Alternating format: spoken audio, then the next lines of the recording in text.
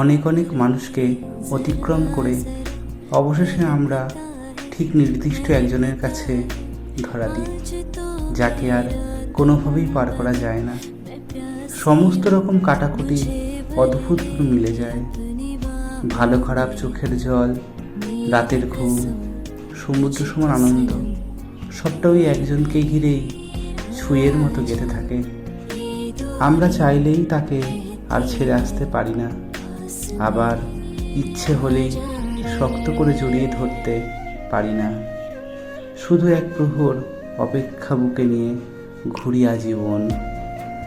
এসবেই যেন আমাদের ভালো থাকা, এখানেই আমাদের বেঁচে থাকা।